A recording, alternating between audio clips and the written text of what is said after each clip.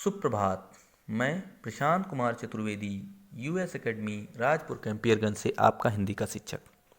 विद्यार्थियों, आज हम सभी कक्षा 8वीं की हिंदी की पुस्तक बसंत भाग 3 के द्वितीय अध्याय लाख की चूड़ियाँ को पढ़ेंगे।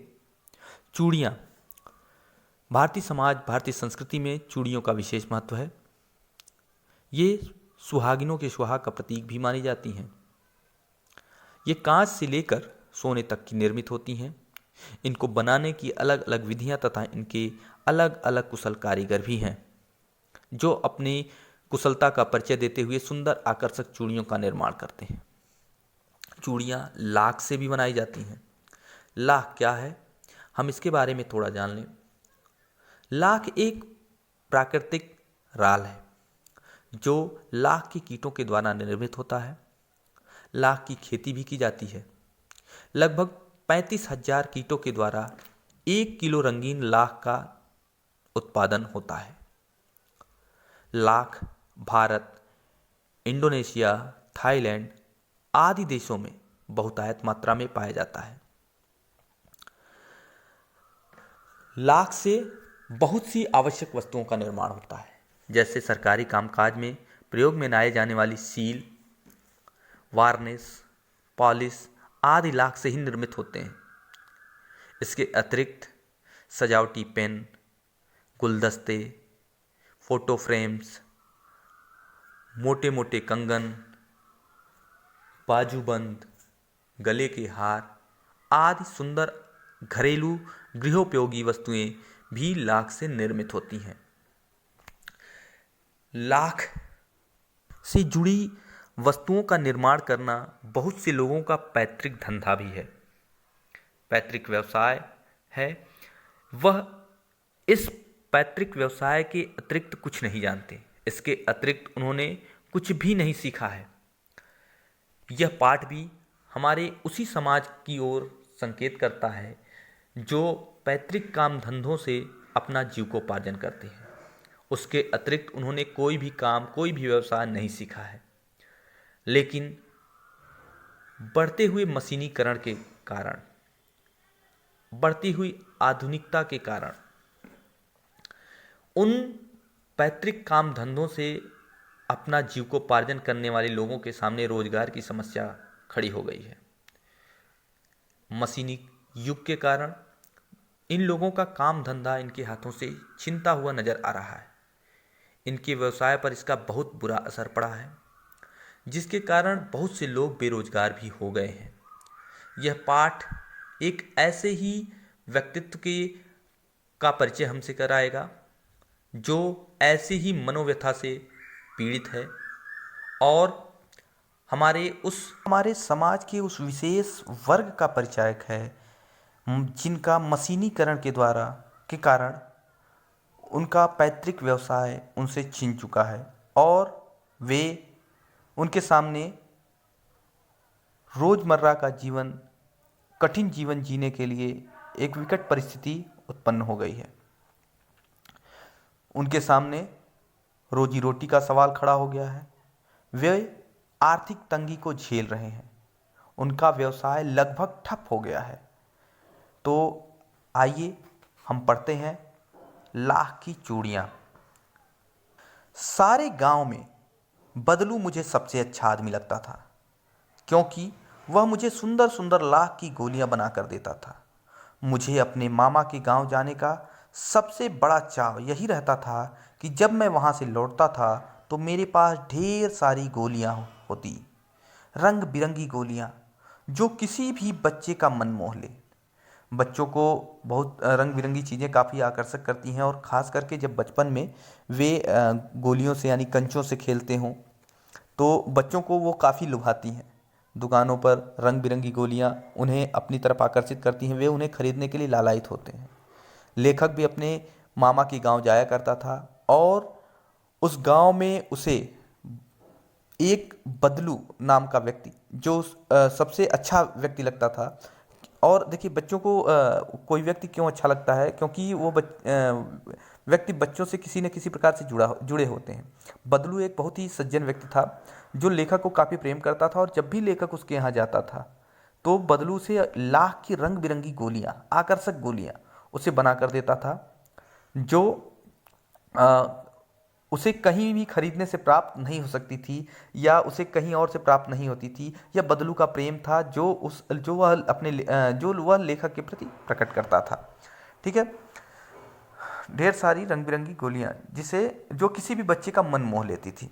ठीक है, ऐसी गोलियां होती थी वो किसी भी बच्चों को कंचे बहुत प्रिय होते हैं। गिल्ली डंडा, गांव में पहले ऐसे इस तरह के खेल हुआ करते थे, कंचों को खेलना आज भी लोग खेलते हैं, लेकिन कहीं कहीं पर इनकी खेलने की वालों की संख्या बहुत कम हो गई है। अब आधुनिक खेलों की तरफ लोगों का रुझान बढ़ रहा है। तो कंचे खेलना, गिल्ली डंडा खेलना आदि, तो लेखक को कंचे काफ़ी पसंद आते थे, वो भी किसके, लाख के कंचे बहुत ही प्रिय लगते थे, क्योंकि बदलू उन्हें इतना सुंदर और आकर्षक बना देता था कि वह किसी भी बच्चे का मन मोह लेने में सक्षम होते थे। वैसे तो मेरे मामा के गांव का होने के कारण मुझे बदलू को बदलू मामा कहना चाहिए था, परंतु मैं उसे बदलू मामा न कहकर बदलू काका कहा करता था, जैसा कि गांव के सभी बच्चे उसे कहा करते थे। देखिए, बच्चों का यह स्वभाव होता है, जैसा कि वह बच्चों की टोली में घुल मिल जाते हैं और बच्चे जैसा क्रियाकलाप करते हैं वैसे वह भी करते हैं। जो बच्चे जिसको पुकारते थे, जिसको जिस पद से पुकारते हैं उसी पद से वह भी पुकारते हैं, चाहे उनका पद कोई भी हो। वैसे अगर देखा जाए तो लेखक अपने मामा के यहाँ गाँव जाता था, उस हिसाब से वह बदलू को काका न कहकर उसे मामा कहना चाहिए, लेकिन चूंकि सारे बच्चे उसे काका कहकर ही पुकारते थे, तो लेखक को भी उसे काका कहने की आदत हो गई थी। ठीक है, वह उसे मामा न कहकर काका ही कहता था, शायद उसकी अवस्था के कारण या बच्चों की टोली में इसके संग रहने के कारण। बदलू का मकान कुछ ऊंचे बना था। मकान के सामने एक बड़ा सा सहन था। सहन का अर्थ होता है एक खुला सा क्षेत्र, एक खुला सा जैसे दरवाजा, एक घर के बाहर एक विशेष खाली स्थान जिस पर पेड़ पौधे या फूल पत्तियां आदि लगी हों, खुला खाली जमीन, खाली क्षेत्र, जिस के सामने घर के गांव में बहुत से ऐसे घर होते, शहरों में तो लोगों के पास कम ही ज़मीन होती है, बहुत ही कम ही घर के सामने थोड़ा ही जगह बचा होता है, लेकिन गांव में काफ़ी खुला क्षेत्र होता है जिसमें लोग खाट लगा करके बैठते हैं। एक दो वृक्ष होते हैं, नीम के, आम के, अमरूद के या फूल पत्तियों की क्यारियां होती हैं। तो बदलू के घर के सामने भी एक सहन था जिसमें एक पुराना नीम का वृक्ष लगा था। उसी के नीचे बैठकर बदलू अपना काम किया करता था। बदलू क्या काम करता था, वह लाख की चूड़ियां बनाया करता था। ठीक है, तो वह अपना काम वहीं पर नीम के पेड़ के नीचे बैठकर किया करता था। बगल में भट्टी दहकती रहती थी जिसमें वह लाख को पिघलाया करता। देखिए, लाख से चूड़ियाँ वैसे ही नहीं बन जाती, इसको बनाने की आप अलग से विधि देखेंगे। अगर आप कहीं से भी इसको सर्च करें, खोजें, तो आपको मिलेगा कि पहले लाख को पिघलाया जाता है, उसकी कठोरता को लाख पहले ठोस अवस्था में होता है, उसे पिघला करके उसे थोड़ा मुलायम बनाया जाता है, फिर उसे आकार में ढाला जाता है। जिस आकार में चाहें आप उस आकार में उसे मोड़ करके अलग अलग आकार दे सकते हैं, अलग अलग डिजाइन बना सकते हैं, अलग अलग तरीके से उसे गढ़ सकते हैं, उसको रूप दे सकते हैं। बगल की भट्टी दहकती रहती थी जिसमें लाख को पिघलाया करता था। सामने एक लकड़ी की चौखट पड़ी रहती थी जिस पर लाख के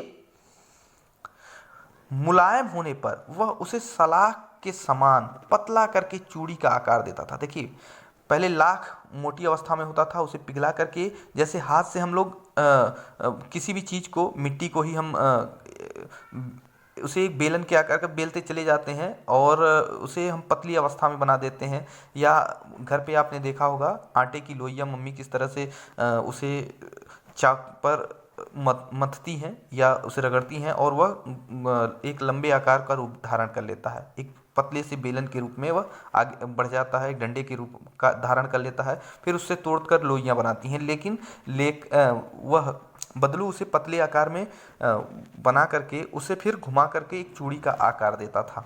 मुलायम होने पर वह उसे सलाख के समान पतला करके चूड़ी का आकार देता था। पास में 4-6 विभिन्न आकार की बेलन नुमा मुंगेरियां रखी रहती, देखिए मुंगेरियाँ लकड़ी की होती हैं जो शंकु के लगभग ये आगे से पतली और पीछे से थोड़ी चौड़ी। ठीक है।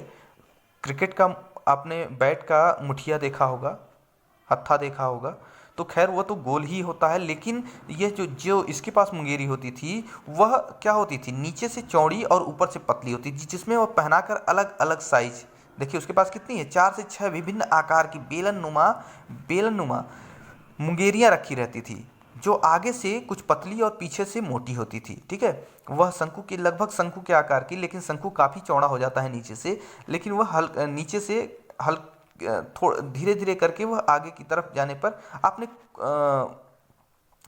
कोई ऐसा देखा होगा, कभी कभी कुदाल का बेट देखा होगा, या फिर कुछ ऐसी लकड़ियाँ देखी होंगी जो ऊपर से पतले होते हैं और नीचे से मोटाई होती है, उनकी बढ़ती चली जाती है। तो वैसे ही विभिन्न प्रकार की उसके पास जो 6 मुंगेरियाँ होती थी, बेलन नुमा मुंगेरियाँ, उसी में डालकर वह उन चूड़ियों को अलग अलग आकार का बनाया करता था। आप जानते हैं ना कि चूड़ियाँ साइज के हिसाब से लगती हैं, लोगों की हथेलियाँ, लोगों के हाथ, लोगों के कलाइयाँ अलग अलग आकार की होती हैं, तो किसी की कलाई पतली होती है, किसी की मोटी होती है, इसीलिए चूड़ी को भी भिन्न भिन्न आकार में बनाना पड़ता है।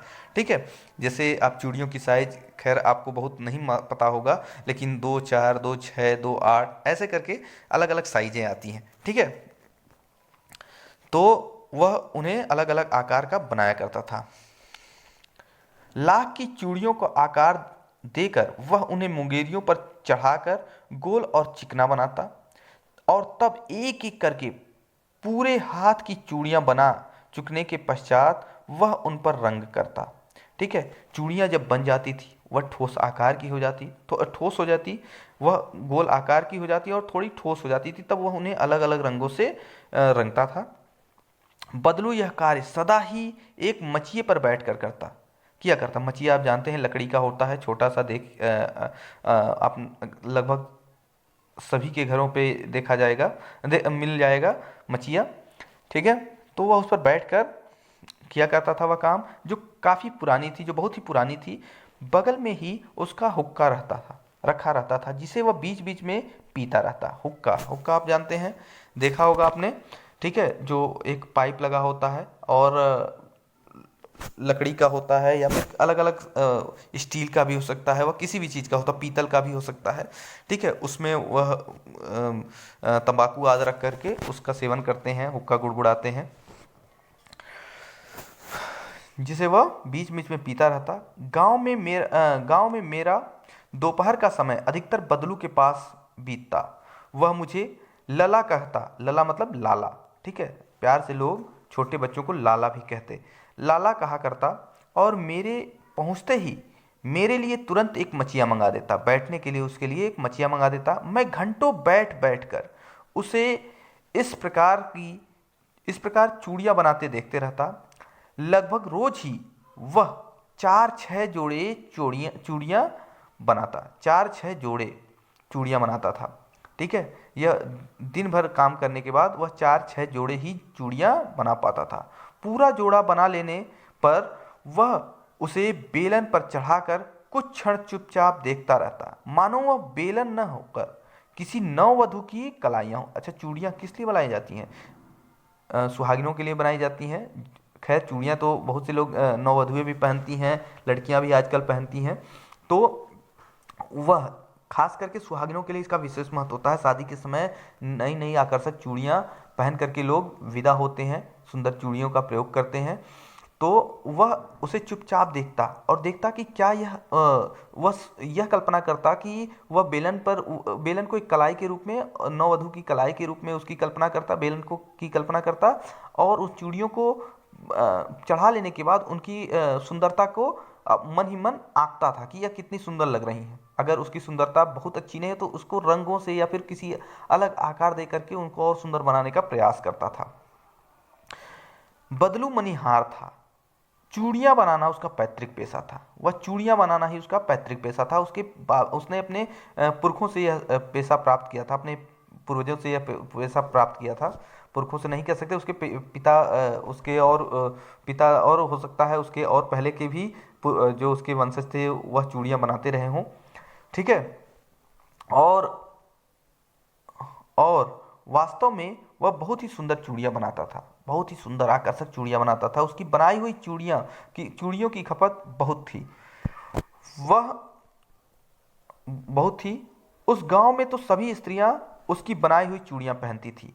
आसपास के गांव के लोग भी उसे उसी से चूड़ियां ले जाते थे, उससे चूड़ियां ले जाते। देखिए, जो अच्छे कारीगर होते हैं उनकी पूछ का मतलब है उसको लोग बहुत अधिक महत्व देते हैं। और आसपास के गांव से भी या आसपास के क्षेत्रों से भी उसके बारे में पूछते हुए लोग चले आते हैं और उसी से वस्तु या देखिए, कला का बहुत विशेष महत्व होता है। जो अच्छा कलाकार होता है उसकी कला का कद्र सभी करते हैं। तो वो बदलू जो था वो मनिहार था, चूड़ियाँ बनाता था। उसकी चूड़ियाँ अत्यंत सुंदर होती थी, सबका मन मोह लेती थी। और उस गांव की तो छोड़िए, आसपास के क्षेत्र के लोग भी उसी से आकर चूड़ियाँ ले जाया करते थे। उसका यह धंधा बहुत ही अच्छा था। जो भी उस समय जो भी उसकी आय होती रही हो, लेकिन उसकी कला की सभी सराहना करते थे, उसकी चूड़ियों की सभी बड़ाई करते थे, ले जाते थे। बदलू स्वभाव से बहुत सीधा था। गांव के लोग वैसे भी अक्सर देखने को मिलता है कि बहुत सीधे होते हैं, तो बदलू भी एक सीधा इंसान था। मैंने कभी भी उसे किसी से झगड़ते नहीं देखा। लेखक जब भी उसके पास रहता और कोई उसके पास चूड़ियाँ, कभी उसने किसी से उससे उसके द्वारा झगड़ा मोल लेते हुए नहीं देखा। हाँ, शादी विवाह के अवसरों पर वह अवश्य जीत पकड़ जाता था। देखिए, शादी विवाह में चूड़ीहार जो होते हैं, चूड़ी पहनाने वाले जो होते हैं, वो कुछ विशेष मांग करते हैं। ठीक है, उनका कहना होता है कि नववधु के लिए जो जो चूड़ी बना रहे हैं उस पर उनका विशेष अधिकार है और इसके लिए उन्हें कुछ विशेष मुद्रा या रकम या कुछ उपहार मिलना चाहिए। आपने शादी विवाह में भी देखा होता कि जो चूड़ियाँ पहनाती है चूड़ियारिन, वह विशेष विदाई का मांग रखती है। विदाई के समय विशेष धन का मांग करती है और लोग खुशी खुशी उसे वह धन दे भी देते हैं। ठीक है, तो शादी विवाह के अवसरों पर वह अवश्य जिद पकड़ जाता था। चाहे जीवन भर चाहे उससे मुफ्त चूड़ियाँ ले जाए, कोई चाहे तो जीवन भर उससे मुफ्त चूड़ियाँ ले जाए, परंतु विवाह के अवसर पर वह सारी कसर निकाल लेता था। अगर किसी का विवाह होता तो उस समय वह सारी कसर निकाल लेता था। उसे उस समय चूड़ियों के मुंह मांगी रकम चाहिए होते थे। आखिर सुहाग के जोड़े का महत्व और होता है। मुझे याद है मेरे मामा के यहाँ किसी लड़की के विवाह पर जरा सी किसी बात पर बिगड़ गया था और फिर उसको मनाने में लोहे लग गए थे। देखिए, लोग ऐसे अवसरों पर, शादी विवाह या ऐसे शुभ अवसरों पर किसी भी व्यक्ति को दुखी करना नहीं चाहते, उसके मन को दुखाना नहीं चाहते। और जो व्यक्ति जिस चीज़ की मांग करता है, संभवतः जहाँ तक संभव हो पाता है, लोग उसे वह चीज़ प्रदान भी करते हैं। तो खास करके सुहाग का जोड़ा से संबंध रखने वाले लोगों को तो एकदम भी लोग रुष्ट करना नहीं चाहते हैं। तो एक बार लेखक के साथ भी यह घटना, लेखक के मामा के यहाँ भी ऐसी ही स्थिति आ गई थी। चूड़ियों को लेकर के बदलू वो अड़ गया था कि उसे उसे मुंह मांगी रकम चाहिए थी और लोगों ने उसे काफ़ी मशक्क़त के बाद ही मना पाया। लोग काफ़ी मशक्क़त के बाद ही उसे मना पाए। विवाह में इसी जोड़े का मूल्य इतना बढ़ जाता था कि उसके लिए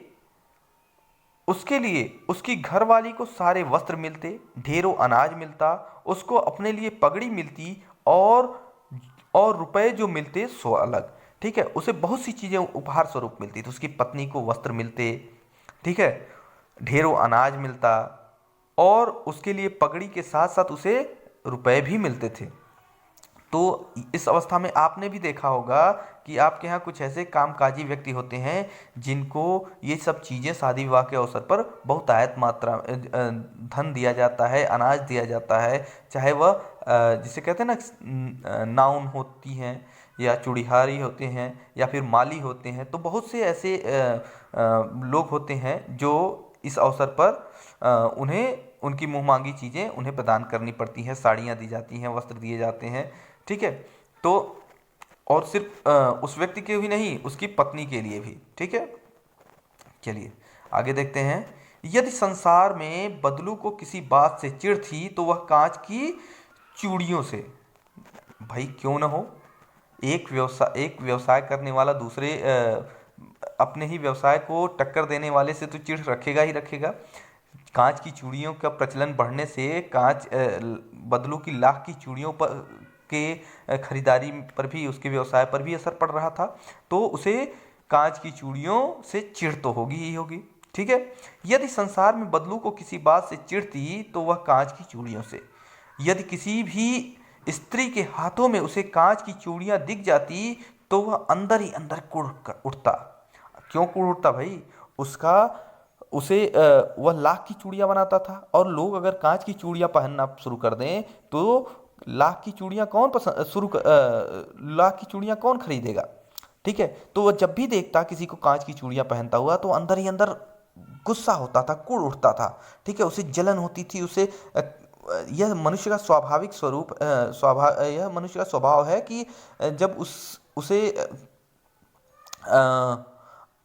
यह मनुष्य का स्वभाव है कि जब उसका कोई प्रतिद्वंदी आ जाता है तो उसके मन में कहीं ना कहीं उसके प्रति थोड़ा सा द्वेष का भाव, ईर्ष्या का भाव तो आ ही जाता है। तो चूड़ियाँ एक तरह से, उसकी चूड़ियाँ और लाख की चूड़ियाँ और कांच की चूड़ियों में एक तरह का कह सकते हैं कि टकराव की स्थितियाँ थी कि अगर लोग कांच की चूड़ियाँ पहनेंगे तो उसका व्यवसाय तो ठप हो जाएगा। तो ऐसी परिस्थिति में उसे जब भी किसी के हाथों में कांच की चूड़ियां दिख जाती तो वो मन ही मन कूटता रहता था, गुस्सा होता रहता था या चिढ़ता रहता था, लेकिन वो अपने इस कुढ़न को किसी के सामने व्यक्त नहीं करता था। लेकिन उसके मन में उसकी मनोदशा अजीब हो उठती थी। मुझसे तो वह घंटों बातें किया करता था। कभी मेरी पढ़ाई के बारे में पूछता, कभी मेरे घर के बारे में, और कभी तो यूं ही शहर के जीवन के बारे में। मैं उससे कहता कि शहर में सब कांच की चूड़ियां पहनते हैं, तो वह उत्तर देता, शहर की बात और है लल्ला, वहां तो सभी कुछ होता है। वहां तो औरतें अपने मर्द का हाथ पकड़कर सड़कों पर घूमती भी हैं, और फिर उनकी कलाइयाँ नाजुक होती हैं ना। लाख की चूड़ियाँ पहने तो मोच ना आ जाए। देखिए, आदमी क्या करता है अपने जैसे कि अपनी परिस्थितियों को, अपने मनोदशा को छिपाने के लिए किसी दूसरी तरफ बात को बदलने का प्रयास करता है, बात को परिवर्तित करने का, बात दूसरी तरफ पलटने का प्रयास करता है, दूसरी बात करने का प्रयास करता है, उसे हल्के से मजाक के रूप में लेकर के उसे लोगों का ध्यान दूसरी तरफ केंद्रित करना चाहता है। वो अपनी मनोदशा को किसी के सामने जाहिर नहीं होने देता। जब लेखक इस तरह का प्रश्न पूछता कि जब लेखक उससे बताता कि शहर में तो लोग कांच की चूड़ियां पहनते हैं, तो वह अपनी उसे मन ही मन कष्ट तो होता, लेकिन वह अपने कष्ट को जाहिर न करके उसे हंसी मजाक में लेकर के वह अपनी बातों को उसके सामने रखता था। वह कहता कि अगर उनकी कलाइयाँ नाजुक होती हैं और अगर वह हाथों में लाख की चूड़ियाँ पहनेंगी तो उनकी कलाइयाँ मुड़ जाएंगी। ठीक है, अर्थात लाख की चूड़ियों का वजन सहने की ताकत उनके हाथों में नहीं है। इसे पहनने के लिए काफ़ी मजबूत हाथों की, मजबूत कलाइयों की आवश्यकता होती है। ठीक है, तो बात को अपने बदलने का प्रयास करता था, लेकिन उसके मन में कहीं ना कहीं इस बात की पीड़ा, दर्द इस बात का जरूर रहता था। कभी कभी बदलू मेरी अच्छी खासी खातिर भी करता था। खातिर मतलब स्वागत करता था। जिन दिनों उसकी गाय के दूध होता वह सदा मेरे लिए मलाई बचाकर रखता, और आम की फसल में तो मैं रोज उसके यहाँ से 2-4 आम खा आता। परंतु इन बातों के अतिरिक्त जिस कारण वह मुझे अच्छा लगता था कि लगभग रोज ही वह मेरे लिए 1-2 गोलियां बना देता था। देखिए, जो बदलू था भले ही एक गरीब मनिहार था, लेकिन वह लेखक का अच्छा खासा स्वागत करता था। उसके पास जो भी था, उसकी गाय थी, जब दूध देती थी तो उसके लिए अक्सर, लेखक के लिए वह अक्सर मलाई बचा कर रखता। ठीक है, उसके यहाँ जब लेखक जाता तो आम की फसल के समय वह उसे रोज आम खिलाता। लगभग 2-4 आम तो लेखक रोज खा कर आता उसके यहाँ से। और इसके अतिरिक्त जब भी वह उसके यहाँ जाता था तो वह उसके लिए 2 गोलियां, सुंदर लाख की गोलियां, आकर्षक गोलियां उसके लिए अवश्य बना देता था। 1-2 गोली अवश्य बना देता था। इससे लेखक उसे काफ़ी पसंद करता था, काफ़ी अच्छा लगता था लेखक को बदलू। मैं बहुधा हर गर्मी की छुट्टी में अपने मामा के यहाँ चला जाता और 1 आध महीने वहाँ रहकर स्कूल खुलने के समय तक वापस आ जाता।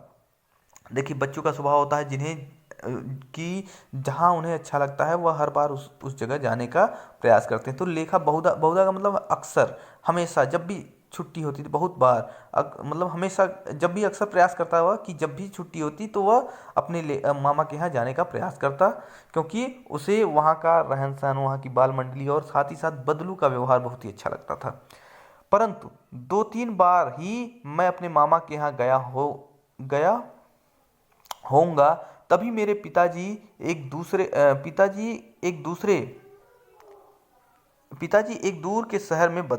की एक दूर के शहर में बदली हो गई और एक लंबी अवधि तक मैं अपने मामा के गांव में न जा सका। बदली हो जाने पर ट्रांसफ़र हो जाता है। सरकारी कर्मचारी जो भी हों या कोई भी प्राइवेट वर्कर ही हों, अगर उनकी कंपनी, उनकी संस्था उन्हें ट्रांसफ़र करके, यानी कि उनका स्थान वो तबादला करके दूसरे जगह पर भेज देती है, तो उन्हें मजबूरन वहाँ जाना पड़ता है। तब लगभग 8-10 वर्षों के बाद जब मैं वहाँ गया तो इतना बड़ा हो चुका था कि लाख की गोलियों में मेरी रुचि न रह गई। बच्चे जब छोटे होते तभी उन्हें इन सब चीज़ों से काफ़ी लगाव होता है। जब वो बड़े हो जाते हैं, उन्हें पढ़ाई की तरफ उनका ध्यान ज़्यादा आकर्षित होने लगता है और उनकी रुचि रुझान भी बदल जाता है, दूसरे क्षेत्र में लगने लगता है। ठीक है, तो लेखक का जब इतना बड़ा हो गया, तो जब बड़ा हुआ, 8-10 सालों के बाद गया, तो उसकी रुचि इस कंचे की तरफ नहीं रह गया था। अब वह काफ़ी बड़ा हो चुका था। अतः गांव में होते हुए भी कई दिनों तक मुझे बदलू का ध्यान न आया। बड़ा हो गया तो उसकी रुचि रुझान भी बदल गए थे, वह बदलू के पास नहीं गया कई दिनों तक। इस बीच मैंने देखा कि गांव में लगभग सभी स्त्रियां कांच की चूड़ियां पहने हैं। विरले ही हाथों में मैंने लाख की चूड़ियां देखी, मतलब किसी किसी हाथ में सिर्फ हम मुझे एक लाख की चूड़ियां दिखाई देती थी। ज्यादातर स्त्रियां कांच की चूड़ियां ही पहनती थी। एक दिन सहसा मुझे बदलू का ध्यान वो आया। मुझे याद आया कि भाई बदलू भी था, वह लाख की चूड़ियां बनाया करता था, क्यों ना उससे जाकर मिला जाए, देखा जाए वह मुझे याद रखता है कि नहीं। बात यह हुई कि बरसात में मेरे मामा की छोटी लड़की आंगन में फिसलकर गिर पड़ी और उसके हाथ में कांच की चूड़ी टूटकर उसकी कलाई में घुस गई और उससे खून बहने लगा। मेरे मामा उस समय घर पर न थे, मुझे ही उसकी मरहम पट्टी करनी पड़ी। तभी सहसा मुझे बदलू का ध्यान हो आया और मैंने सोचा कि उससे मिल आऊं। अतः शाम को घूमते घूमते उसके घर चला गया। बदलू वहीं चबूतरे पर नीम के नीचे एक खाट पर लेटा हुआ था। देखिए आज परिस्थितियां बदल गई थी। लगभग 8-10 सालों के बाद जाने पर लेखक जब उसके यहाँ पहुंचा तो उसने देखा कि बदलू आज हमेशा की तरह चूड़ियां बनाता हुआ नहीं दिख रहा है, वह खाट पर लेटा हुआ है। ठीक है। नमस्ते बदलू काका, मैंने कहा। नमस्ते भैया, उसने मेरी नमस्ते का उत्तर दिया और उठकर खाट पर बैठ गया, परंतु उसने मुझे पहचाना नहीं और देर तक मेरी ओर निहारता रहा। काफी दिनों के बाद लेखक गया था, उसके शरीर में, उसके चेहरे में काफी परिवर्तन आ चुका था, इसलिए बदलू काका उसे पहचान नहीं सका। मैं जनार्दन हूँ काका, आपके पास गोलियां बनवा कर ले जाता था, मैंने अपना परिचय दिया। बदलू फिर चुप रहा, अभी वह पहचानने का प्रयास ही कर रहा था, मानो स्मृति पटल पर, ठीक है, अतीत के चित्र उतार रहा हो। और तब वह एकदम बोल पड़ा, आओ आओ लल्ला बैठो, बहुत दिन बाद गांव आए। ठीक है, वह धीरे से याद सोचता रहा और याद कर आते ही उसने उसे अपने लेखक को अपने पास बुलाया और उसे बिठा लिया। हाँ इधर आना इधर आना नहीं हो सका काका, मैंने चारपाई पर बैठते ही उत्तर दिया। कुछ देर फिर शांत रहे कुछ देर फिर शांति रही। मैंने इधर उधर दृष्टि दौड़ाई, न तो मुझे उसकी मचिया ही नजर आई न भट्ठी। अब देखिए बहुत दिनों के बाद लेखक गया था, अब उसकी ना तो मचिया दिख रही थी ना तो भट्टी। मैंने आपको बताया भी कि लेखक ने जैसा कि गांव में देखा कि ज़्यादातर लोग कांच की चूड़ियां पहन रहे हैं, बहुत ही बिरले ही हाथों में लाख की चूड़ियां दिख रही थी। ठीक है, बहुत ही कठिनाई से कोई ऐसी औरत दिख जाती थी, बहुत ही मुश्किल से कोई ऐसी औरत दिखती थी जिसके हाथों में लाख की चूड़ियां नजर आती थी, नहीं तो ज़्यादातर महिलाएं कांच की चूड़ियां पहन रही थी। अर्थात इससे ये पता चलता है कि उस गांव में भी लोगों ने लाख की चूड़ियां बनवाना और पहनना बंद कर दिया था।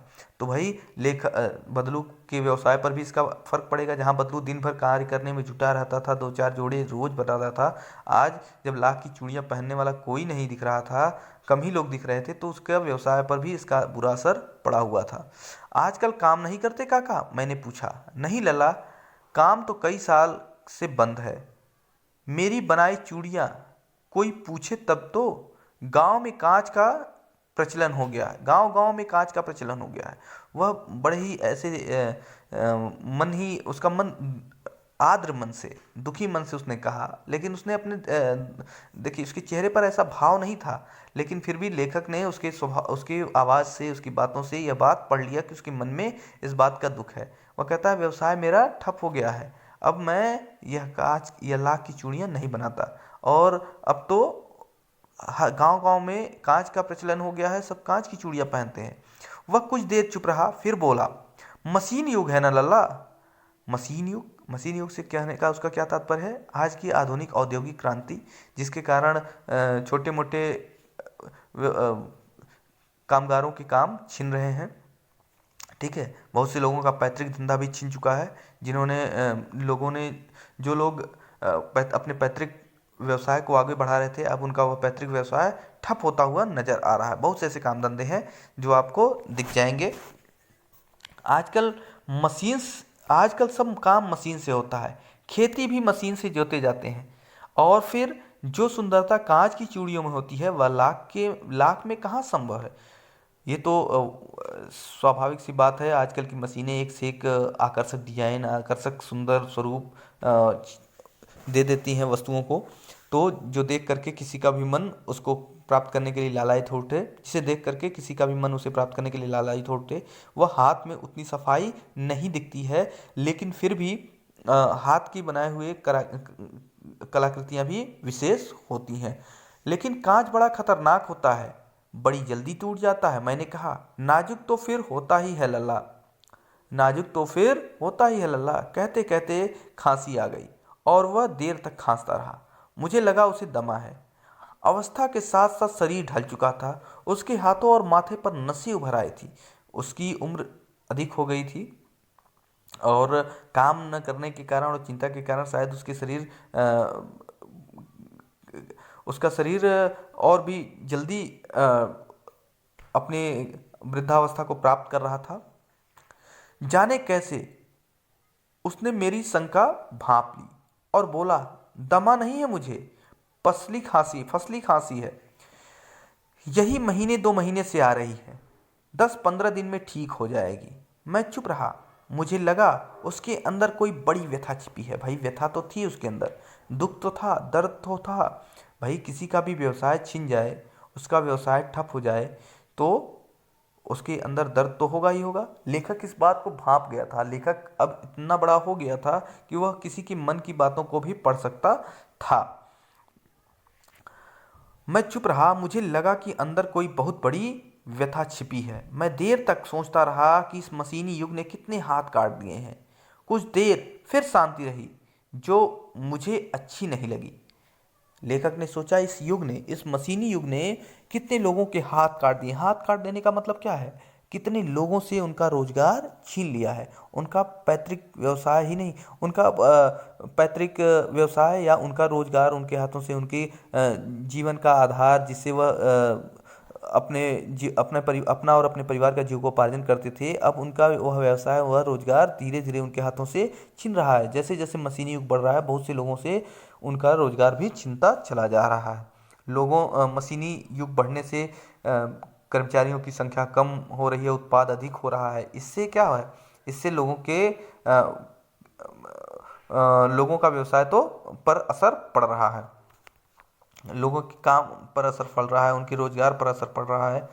आम की फसल अब कैसी है काका? कुछ देर पश्चात मैंने बात का विषय बदलते हुए पूछा। मैंने, भाई ऐसी स्थिति में लोग क्या करते हैं, जहाँ पर स्थितियाँ अलग हो, मन व्यथित हो, तो लोग उस तरफ से लोगों का ध्यान हटाने का प्रयास करते हैं। बदलू मन से कहीं न कहीं उसके मन में दुख था, तो लेखक ने सोचा कि इस विषय पर ज़्यादा बात करना अच्छा न होगा, क्यों न हम इस विषय को ही बदल दें। तो लेखक ने आम के बारे में पूछ लिया, आम की फसल का क्या हाल है। कुछ देर पश्चात मैंने बात की और विषय बदलते हुए कहा, ठीक है, आम की फसल कैसी है?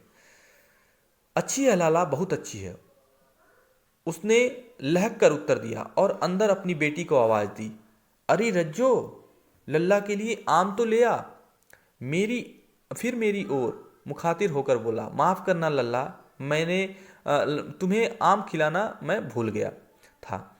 नहीं नहीं काका, आम तो इस साल बहुत खाए हैं। वाह वाह, बिना आम खिलाए कैसे जाने दूंगा तुमको। ठीक है, वह कहता है कि देखिए, लेखक ने बात बदलने का प्रयास किया था। इस कठिन परिस्थिति में बदलू का भी ध्यान नहीं गया कि वह हर बार लेखक को आम खिलाता था। तो उसने अपनी बेटी को आवाज़ लगाया कि भाई बेटी मेरी, अपनी बेटी रज्जू को आवाज़ लगाया कि आम लेकर आने की, और आम लेकर आने का आदेश दिया। उसे पुकारते हुए कहा कि आम लेकर आए। तो और अपनी थोड़ा सा लेखक से उसने शर्मिंदा होते कहा कि अरे लल्ला, मैं थोड़ा भूल गया, हर बार तुम्हें आम खाने के लिए पूछता हूँ, इस बार मैं थोड़ा, मेरा ध्यान कहीं और भटक गया था। ठीक है, मैं चुप हो गया। मुझे वे दिन याद आए जब वह मेरे लिए मलाई बचा कर रखता था। गाय तो अच्छी है ना काका? मैंने पूछा। गाय कहाँ है लल्ला, 2 साल हुए बेच दिया, कहाँ से खिलाता? भाई जब उसका व्यवसाय ही ठप हो गया था, उसके अपने रोजी रोटी पर संकट आ गया था, तो वह गाय का पालन कैसे कर पाता? तो उसने कहा कि मैंने तो गाय को बेच दिया। इतने में रज्जो, उसकी बेटी, अंदर से डलिया में ढेर से आम लाई। यह तो बहुत है काका, इतने कहाँ खा पाऊंगा? मैंने कहा। वाह वाह, वह हंस पड़ा। शहरी ठहरे, मैं तुम्हारी उम्र का था तो इनके चौगुने आम एक बखत में खा जाता था। आप लोगों की बात और है, मैंने उत्तर दिया। अच्छा बेटी, लल्ला को 4-5 आम छांट कर दो, सिंदूरी वाले देना। देखो लल्ला कैसे हैं, इसी साल यह पेड़ तैयार हुआ है। ठीक है, उसने कभी पेड़ लगाया होगा और अब यह आम फल देने लगा था। उसने अच्छे अच्छे आम छांट करके अपनी बेटी को कहा कि अच्छे अच्छे आम छांट कर वह लेखक को दे। रज्जो ने 4-5 आम अंजुली में लेकर मेरी ओर बढ़ा दिए। आम लेने के लिए मैंने हाथ बढ़ाया तो मेरी निगाह एक क्षण के लिए उसके हाथों पर ठिठक गई, रुक गई। उसकी नज़र उसके हाथों पर, उसकी कलाइयों पर ठिठक गई। गोरी गोरी कलाइयों पर लाख की चूड़ियां बहुत फब रही थी। बदलू ने, वह देखिए, गांव की कोई पहने न पहने, लेकिन लेखक ने देखा कि बदलू की लड़की रज्जो, ठीक है, लाख की चूड़ियां पहने हुए थी। यह बात इस बात ने लेखक को काफी प्रभावित किया। बदलू ने मेरी दृष्टि देख ली और बोल पड़ा, यही आखिरी जोड़ा बनाया था जमींदार साहब की बेटी के विवाह पर। 10 आने पैसे मुझको दे रहे थे, मैंने जोड़ा नहीं दिया, कहा शहर से ले आओ। देखिए, बदलू ने कहा कि यह जोड़ा मैंने आखिरी जोड़ा बनाया था, वो भी किसके लिए? जमींदार साहब की बेटी के लिए। मैं उनसे वो मुझे 10 आने पैसे दे रहे थे, लेकिन मैंने ये जोड़ा नहीं दिया। क्यों नहीं दिया? जैसा कि शुरू से ही ये बात कही, शुरू में ही बात बताई गई थी कि मनिहार, वह चूड़ियार था और मनिहार था, चूड़ियाँ बनाया करता था, और शादी विवाह के अवसरों पर वह जो बात ठान लेता था, कि जिस बात की जिद कर लेता था, वह उसे चाहिए होते थे, अन्यथा वह उसे चूड़ी पहनाने से इनकार कर देता था। तो शायद जमींदार से भी उसकी ठन गई होगी और उसने उसे वह जोड़ा नहीं दिया होगा। उसने कहा ना, मैंने जोड़ा नहीं दिया, कहा शहर से ले आओ। ठीक है, उसने उन्हें जोड़ा देने से, उस चूड़ी का जोड़ा देने से मना कर दिया था। मैंने आम लिए और खाकर थोड़ी देर पश्चात चला गया। मुझे प्रसन्नता हुई कि बदलू ने हार कर भी हार नहीं मानी थी। वह अपने व्यवसाय से समझौता करने वाला नहीं था। उसने अपनी रीति नहीं बदली, अपना जो स्वभाव था उसे नहीं बदला। वह भले ही उसका व्यवसाय ठप हो रहा था, लेकिन उसने अपने स्वभाव में और अपने व्यवसाय के महत्व को, या अपनी चूड़ियों के महत्व को कम होने नहीं दिया। भले ही उसका व्यवसाय कम हो गया, उसका व्यवसाय धीरे धीरे ठप पड़ रहा था, लेकिन अपनी चूड़ियों के महत्व को उसने कम नहीं होने दिया।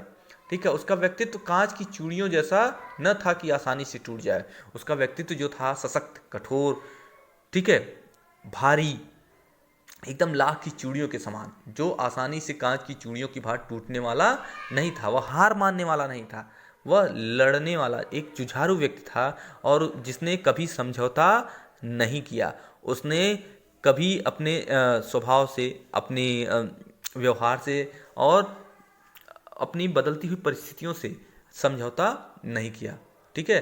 तो इस पाठ में तो जैसा कि इस पाठ में बताया गया है कि लेखक के द्वारा बताने का प्रयास किया गया है कि बढ़ते हुए इस आधुनिक औद्योगिक क्रांति के कारण, मशीनी युग के कारण बहुत से लोगों का रोजगार छिन रहा है। बहुत से ऐसा वर्ग भी है हमारे समाज में जो जिनका पैतृक धंधा यानी पैतृक व्यवसाय उनसे छिन रहा है। वह धीरे धीरे बेरोजगार हो रहे हैं। उनके सामने रोजगार की समस्या खड़ी हो गई है। उनका व्यवसाय छिन, जैसे कि बदलू काका, ठीक है। बहुत से ऐसे छोटे मोटे व्यवसाय वाले हैं जिन्होंने अपने पैतृक काम धंधों के अतिरिक्त कुछ नहीं सीखा है। उनके सामने रोजगार की बहुत बड़ी समस्या खड़ी हो गई है। तो सरकार, हमारी समाज का, हमारे राजनेताओं का यह बहुत ही बड़ा दायित्व है हमारे समाज का, और हम सभी लोगों का यह दायित्व है कि हम ऐसे लोगों एक पर विशेष ध्यान दें। ऐसे लोगों की रोजगार के बारे में सोचें, उनके काम धंधों के बारे में सोचिए। ऐसा नहीं है कि उनके अंदर योग्यता नहीं है, उनके अंदर क्षमता नहीं है। उनके अंदर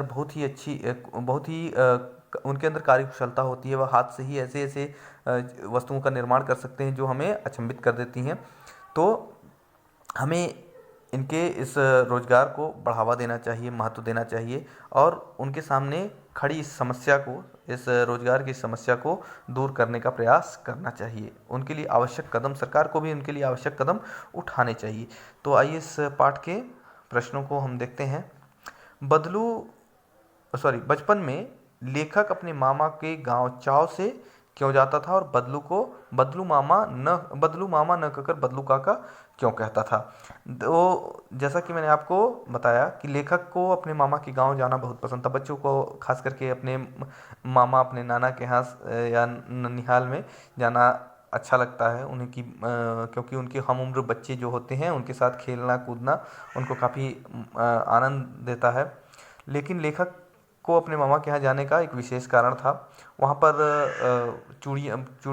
लाख की चूड़ियाँ बनाने वाला कारीगर बदलू रहा करता था, जो लेखक को हमेशा लाख की सुंदर सुंदर गोलियाँ बना कर दिया करता था, जिसके कारण लेखक अपने मामा के गांव बहुत ही चाव से जाया करता था। ठीक है। और लेखक जिस बाल मंडली के साथ खेला करता था तो वो उसे बदलू काका कहकर पुकारते थे, जिसके कारण लेखक भी उसे बदलू मामा न कहकर बदलू काका कहकर ही पुकारता था। वस्तु विनिमय क्या है? विनिमय की प्रचलित पद्धति क्या है? देखिए, वस्तु विनिमय का मतलब होता है एक वस्तु को देकर दूसरी वस्तु लेना। ठीक है। एक वस्तु को देकर दूसरी वस्तु को लेना वस्तु विनिमय कहलाता है। वस्तु विनिमय, ठीक है, वस्तुओं का आदान प्रदान, एक वस्तु देना एक वस्तु लेना। पहले के समय में भी कारोबार ऐसे ही होता था, एक वस्तु दे करके लोग दूसरी वस्तु खरीद लेते थे। ठीक है। तो वस्तु विनिमय होता था, और वह आखिर किसके उपलक्ष्य में दी जाती थी? एक वस्तु दूसरे वस्तु के उपलक्ष्य में। जैसे कि आज हम ले जाकर पैसे देकर दुकानदार से दूसरी वस्तु प्राप्त करते हैं, पैसे देते हैं और वस्तु प्राप्त करते हैं। तो वस्तु विनिमय का प्रचलित पद्धति क्या है? वस्तु विनिमय की प्रचलित पद्धति क्या है? पैसा है। ठीक है, रुपया है, पैसा है। ठीक है। चलिए आगे देखते हैं। मशीनी युग ने कितने हाथ काट दिए हैं? इस पंक्ति में लेखक ने किस व्यथा की ओर संकेत किया है? देखिए, मशीनी युग ने कितने हाथ काट दिए हैं, इस पंक्ति से लेखक का एक विशेष आशय है कि लेखक ऐसे लोगों की तरफ, ऐसे कारीगरों की तरफ संकेत करना चाहता है मशीनी युग के कारण जिनका काम धंधा उनसे छीन गया है। ठीक है। जो बहुत ही सुंदर सुंदर वस्तुएं तो बनाते थे, जो बहुत ही आकर्षक वस्तुएं बना सकते थे, उनके अंदर हुनर था, उनके अंदर क्षमता थी, परंतु आज मशीनी युग के कारण उनका वह रोजगार उनसे छिन रहा है, जिनके सहारे वह अपना जीवन यापन करते थे, अर्थोपार्जन करते थे, अपने परिवार का पालन पोषण करते थे। उनके आय का वह साधन धीरे धीरे छिन रहा है, धीरे धीरे वह कम हो रहा है, उनका व्यवसाय ठप पड़ता जा रहा है। ठीक है। तो कहीं न कहीं लेखक जो है वो कामगार, वो कारीगर जो है कई पीढ़ियों से यह कार्य करते चले आ रहे थे। उनके अंदर कला थी, उनके अंदर क्षमता थी, वह बहुत ही कार्यकुशल थे। परंतु उनकी मशीनी युग के कारण उनकी ऐसी सुंदर कलाएं धीरे धीरे लुप्त होती जा रही हैं। ठीक है, क्योंकि उनका रोजगार छिन रहा है, वो दूसरे तरफ दूसरे कार्यों में संलग्न हो रहे हैं। क्या करें वो बेचारे, उनके कार्य जो है उनसे उनकी वो बेशकीमती कलाएं धीरे धीरे छीनी जा रही हैं, लुप्त होती चली जा रही हैं। भाई जब वो काम नहीं करेंगे, जब वो उसकी तरफ अपना पेशा छोड़कर दूसरे कार्यों में संलग्न हो जाएंगे, तो उनका वो बेशकीमती कला जो है धीरे धीरे नष्ट होती चली जाएगी। तो लेखक ने ऐसे अंधकार में, ऐसे मशीनी युग के अंधकार में खो रहे ऐसे कलाकारों की तरफ हमारा की तरफ संकेत करने का प्रयास किया है कि जो मशीनी युग के कारण जिनके रोजगार छिन रहे हैं, रोजगार छिनना ही उनके हाथ कट जाने की ओर संकेत कर रहा है। उनके हाथ कटने का तात्पर्य ऐसे ही उनके रोजगार छिन जाने की से ही है। ठीक ना। तो बहुत से ऐसे कलाएं हैं जो धीरे धीरे लुप्त हो रही, चाहे वो मिट्टी के रोजगार से जुड़ा हो, जैसे आपने देखा होगा अलग से टेराकोटा, या फिर विभिन्न प्रकार के कांच की चूड़ियाँ ही सॉरी लाख की चूड़ियाँ ही नहीं, बल्कि बहुत से ऐसे सिलाई कढ़ाई बुनाई आदि मिट्टी के बर्तन खिलौने आदि बनाने वाले भी आज कल ऐसे मारे मारे फिर रहे हैं। उनके अंदर कला क्षमता होते हुए भी उनको उनके रोजगार के लाले पड़े हुए हैं। आगे देखते हैं। बदलू के मन में ऐसी कौन सी व्यथा थी जो लेखक से छिपी न रह सकी। देखिए, बदलू जो है एक लाख की चूड़ियाँ बनाने वाला व्यक्ति था। वह लाख की चूड़ियाँ बनाता था और लोगों को बेचता था, उसी से उसका जीविकोपार्जन होता था। लेकिन कांच की चूड़ियाँ जब जैसे जैसे कांच की चूड़ियों का प्रचलन बढ़ा, उसका व्यवसाय क्या हो गया, ठप पड़ने लगा। उसका व्यवसाय ठप पड़ने लगा और लेखक बदलू के मन में इस बात की चिंता रहती थी, इस बात की पीड़ा थी, उस अपने व्यवसाय की ऐसी दुर्दशा देखकर, ऐसी स्थिति देख करके वह मन ही मन दुखी होता था, व्यथित होता था। ठीक है, बहुत ही मन उसके इस व्यवसाय, भाई आपका व्यवसाय, आपका धंधा धीरे धीरे छिनने लगे तो क्या होगा, मन की आपके मन में पीड़ा होगी कि नहीं होगी। तो मन में उसकी पीड़ा थी, यह बात उसके मन को कचोटती थी, दर्द होता था उसे, लेकिन वह व्यक्त नहीं करता था। लेकिन फिर भी लेखक तो इतना समझदार हो ही गया था कि वह किसी के मन की पीड़ा को समझ ले। भाई हम लोग मानवीय भावनाओं से ओतप्रोत हैं, तो हम किसी के मन की भावनाओं को थोड़ा बहुत तो समझने में सक्षम हैं। और ख़ास करके ऐसे जब किसी का व्यवसाय, किसी का आय का साधन उससे छीन लिया जाए, तो ऐसी स्थितियाँ छिपी नहीं रहती। तो लेखक को इस बात की जानकारी हो गई थी। ठीक है, तो लेखक के बदलू के मन की क्या व्यथा थी, यही थी कि उसका व्यवसाय धीरे धीरे ठप पड़ा था और बढ़ते हुए कांच की चूड़ियों के प्रचलन ने उसके व्यवसाय को धीरे धीरे ठप कर दिया था। ठीक ना। और यह बात उसके मन ही मन कचोटती थी। मशीनी युग ने से बदलू के जीवन में क्या बदलाव आया। देखिए, मशीनी युग से उसके जीवन में बहुत बदलाव। देखिए, उसका व्यवसाय तो ठप हो गया, सीधी सी बात बताई गई कि उसका व्यवसाय, मशीनी युग ने उसका व्यवसाय ठप हो गया या बंद हो गया। ठीक है। और देखिए जब इंसान काम करता है और नियमित रूप से उससे जुड़ा रहता है, तो उसके शरीर में क्या कहते हैं उसको कि कार्य करने की ललक और तत्परता बनी रहती है। तो कहीं न कहीं जो है बदलू का शरीर अब धीरे धीरे उसके शरीर में यह परिवर्तन आ गया था कि धीरे धीरे उसका शरीर ढलने लगा था। उसके माथे पर नसें उभर आई थी और जो है उसका शरीर, वह वृद्धावस्था की तरफ बढ़ रहा था वह, और साथ ही साथ काम न करने के कारण और चिंता से ग्रसित होने के कारण वो बीमार भी रहने लगा था। तो बहुत सी ऐसी स्थितियाँ थी जो उसके शरीर, जो उसने जिस व्यवसाय ठप होने के कारण उसके शरीर पर प्रभाव डाल रही थी। देखिए, अब आगे के प्रश्न देखते हैं, अनुमान और कल्पना के। घर में मेहमान के आने के समय आप अपना घर पर मेहमान के आने के समय आप जो है उसका आतिथ्य सत्कार कैसे करेंगे। कैसे करते हैं हम आतिथ्य सत्कार, तो हम बहुत ही आदर भाव से उसे बिठाते हैं, उसका सम्मान करते हैं, उसके लिए जल आदि लेकर आते हैं, चाय पानी का प्रबंध करते हैं और उससे सबसे पहले उसकी कुशलता पूछते हैं। ठीक है, उसके आने का प्रयोजन पूछते हैं, उसे चाय पानी आदि नाश्ता करके, उसका हालचाल पूछ करके ही हम उससे बहुत ही अच्छे अच्छे शब्दों से, तो ये चीज़ें आपके लिए है। और आप सभी लोग जानते हैं कि किसी का आतिथ्य किस प्रकार किया जाता है, तो ये अनुमान और कल्पना से आप सोच करके लिखेंगे। आपको छुट्टियों में किसके घर जाना सबसे अच्छा लगता है, वहाँ की दिनचर्या कैसे होती है। ठीक है, तो आपको जहाँ जाना अच्छा लगता है इसके बारे में आप सोचकर लिखेंगे, और आपके घर और वहाँ की स्थितियाँ कैसे अलग होती हैं इसकी का की तुलना भी करेंगे। मशीनी युग में अनेक परिवर्तन आए दिन होते रहते हैं। आप अपने आसपास से इस प्रकार के किसी परिवर्तन का उदाहरण चुनिए और उसके बारे में लिखिए। देखिए, मशीनी युग का बहुत बड़ा परिवर्तन होता चला जा रहा है। देखिए, हर जगह पहले आप अगर ग्रामीण क्षेत्र से जुड़े हैं तो आप देख सकते हैं कि पहले खेत किसानों के द्वारा बैलों के द्वारा जोता जाता था। किसान बैल चला करके और किसी तरह से खेत को जोता करते थे, बहुत दिन लग जाते थे। ठीक, और जो है पानी पंचक्की आदि से, सॉरी, वो, हाँ, पंचक्किया से चलाया जाता था खेतों में। बहुत ही कठिनाई से कृषि कार्य हो पाता था। ठीक है, लेकिन आज के इस मशीनी युग के कारण देखिए आप ट्रैक्टर से खेतों को जुताई हो जाती है।